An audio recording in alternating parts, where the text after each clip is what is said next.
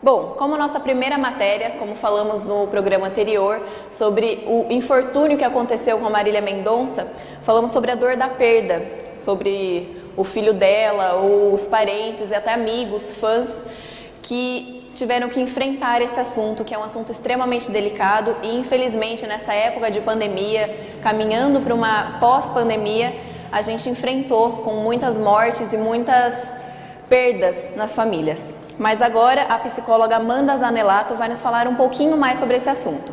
Vamos ver a matéria. Oi, pessoal do On Time.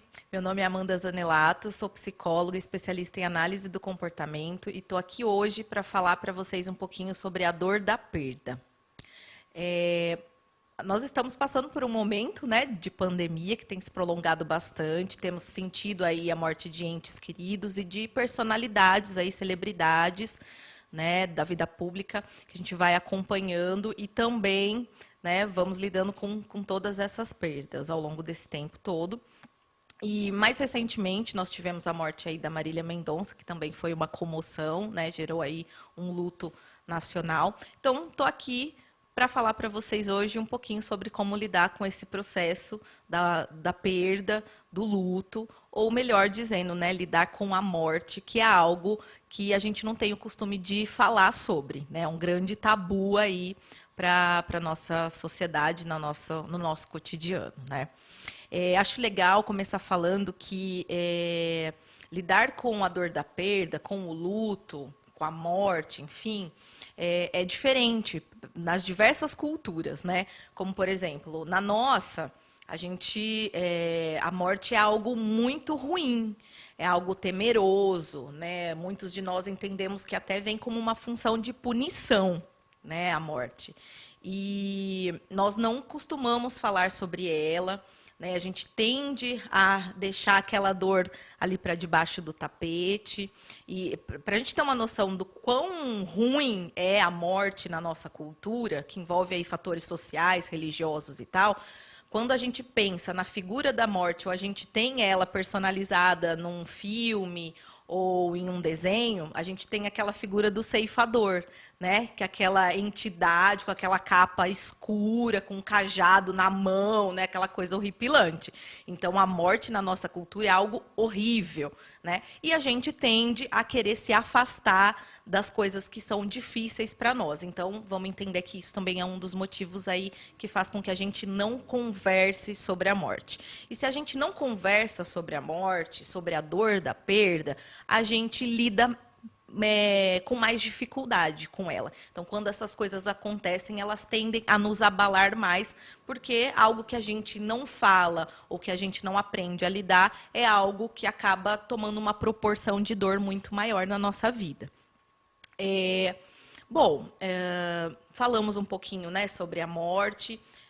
Lembrando também, tinha esquecido de dizer, diferente da nossa cultura, por exemplo, bem próximo aqui da gente, nós temos os mexicanos, né? Que tem lá o Dia da Morte, que eles celebram, que é uma grande celebração a morte daqueles entes queridos que se foram, né? Então, enfim, vamos vendo por aí como é diferente lidar com a morte nas diferentes culturas, né? Bom, falando um pouquinho mais, acho que a dor do luto é tão grande, porque a gente precisa entender que nós temos benefícios das relações que nós estabelecemos, né? Então, eu beneficio o outro me beneficia. Seja por fatores sociais, afetivos também, né? Então, eu produzo bem-estar, eu produzo momentos felizes, eu produzo atenção, validação para o outro, e o outro me produz isso. Logo, é uma relação, né, que reciprocamente aí produz benefícios para a nossa vida. E quando a gente perde qualquer fonte desses benefícios aí que eu estou colocando, que em geral, né, se trata aí de questões afetivas, isso gera uma lacuna, né? Uma lacuna muito grande na nossa vida. Por isso, a dor é muito grande. A gente perde uma série de momentos prazerosos, de satisfação, de cumplicidade, né? Então, Por isso que é muito difícil lidar com isso. E o mais importante nesse momento é a gente ter uma rede de apoio, né? A rede de apoio, ou seja, as pessoas que estão ao nosso entorno, nos auxiliando a lidar com essa dor, né, conseguindo nos fornecer esses aspectos sociais, afetivos, que são importantes para o nosso desenvolvimento e nosso bem-estar, isso tudo vai fazendo com que a gente consiga ir lidando e superando um pouquinho essa dor, né, que é uma ferida que ela permanece, mas que a gente vai adaptando a vida apesar dessa dor, né? Como tudo, né? A gente vai lá, a gente enfrenta, né, todas as frustrações que a vida, infelizmente, nos apresenta, mas o mais importante é que a gente tenha ali um arcabouço emocional e a rede de apoio nos fornece muito esse arcabouço emocional para a gente lidar com essas dores, com essas frustrações e conseguir seguir em frente, né?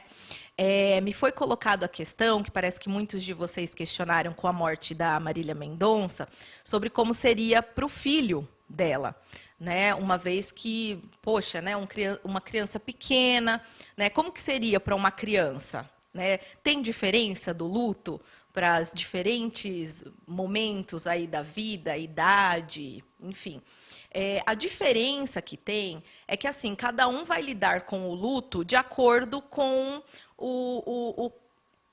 com a conexão, com o entendimento que tem da realidade. Uma criança de 2 anos tem um entendimento da realidade, diferente de uma pessoa de 15, 20, 40, 50, 60.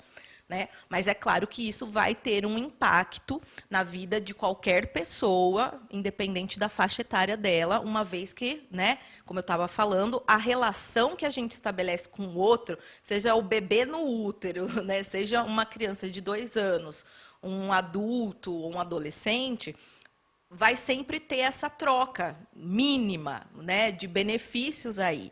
Né? E se uma criança perde a mãe tão cedo, né?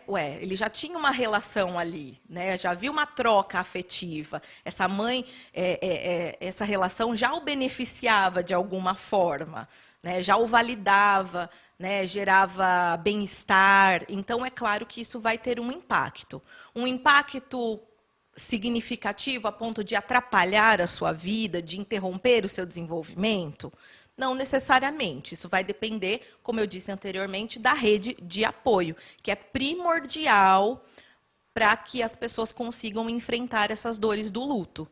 Né? E aí, se a pessoa, a criança, tiver esse aparato aí do coletivo, né, que está em torno dela, né, ela vai ter condições de lidar emocionalmente com essa perda e seguir adiante, né? Com os outros cuidadores aí que vão assumir o lugar desses cuidados na ausência da mãe, seja a Marília Mendonça, né, seja, né, qualquer um de nós. Então, acredito que seja mais ou menos isso, certo? Qualquer dúvida, estou à disposição. Obrigada pelo convite e até logo.